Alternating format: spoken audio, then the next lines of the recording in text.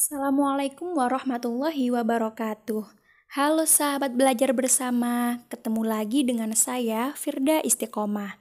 Bagaimana kabarnya hari ini? Semoga sahabat belajar semua dalam keadaan sehat ya.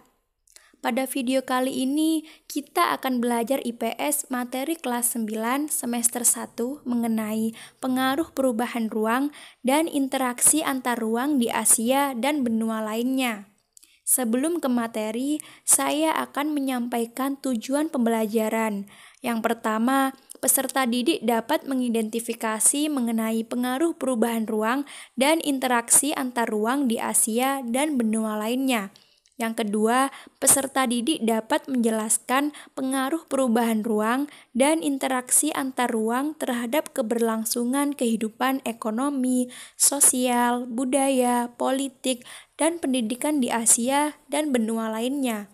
Yang ketiga, peserta didik dapat menyimpulkan pengaruh perubahan ruang dan interaksi antar ruang di Asia dan benua lainnya, baik dalam bidang ekonomi, sosial, budaya, politik, dan pendidikan.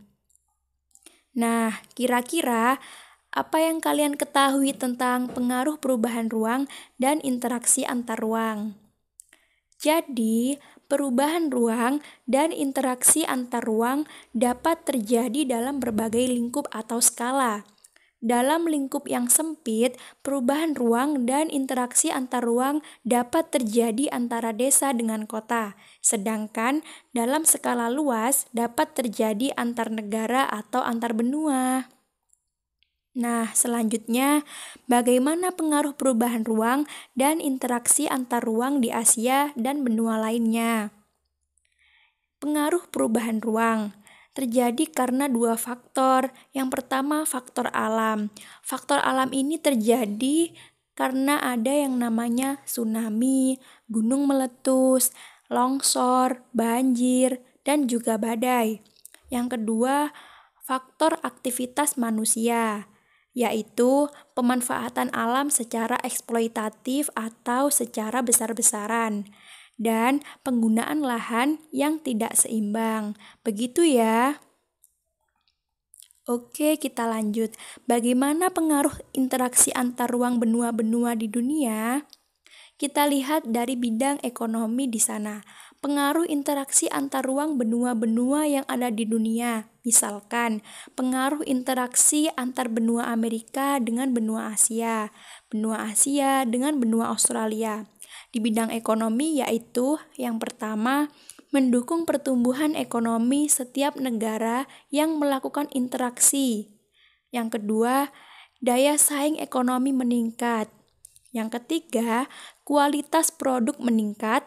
Dan yang keempat, peluang investasi juga semakin terbuka karena adanya interaksi antar benua-benua di dunia. Lalu, bagaimana ya pengaruh interaksi antar ruang di benua-benua dalam bidang sosial budaya?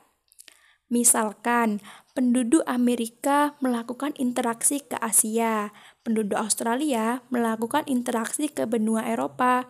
Bagaimana ya pengaruhnya? Bisa kita lihat. Yang pertama, sektor pariwisata menjadi sektor yang menjanjikan. Yang kedua, pengaruh budaya barat dapat merusak budaya asli. Jadi untuk ini perlu alat untuk memfilter ya. Tidak harus semua budaya barat kita tiru. Yang ketiga, menurunkan kesenjangan sosial. Dan yang keempat, dengan datangnya penduduk Asia, Australia, Amerika ke Indonesia, itu menjadikan budaya kita menjadi kebanggaan negara Indonesia. Begitu juga dengan negara yang lain. Oke, lalu bagaimana ya pengaruh interaksi antar ruang di benua-benua dalam bidang politik? Yang pertama, dengan adanya interaksi antar benua-benua di dunia, ada potensi saling mempengaruhi negara. Yang kedua, tingkat kepercayaan antar negara semakin membaik dengan adanya interaksi tersebut. Yang ketiga, menghilangkan kesenjangan antara negara maju dan negara berkembang. Dan yang keempat, tentunya dengan adanya interaksi tersebut, maka dapat memicu terjadinya konflik perbatasan. Kemudian, pengaruh interaksi antar ruang dalam bidang pendidikan. Oke, kita lihat ya. Yang pertama, dengan adanya interaksi antar ruang benua-benua di dunia, taraf pendidikan meningkat, tentu. Yang kedua, angka melek huruf meningkat, khususnya negara-negara berkembang. Yang ketiga, teknologi merambah ke berbagai penjuru dunia. Yang keempat, perkembangan teknologi dan ilmu pengetahuan. Cukup menarik ya, teman-teman.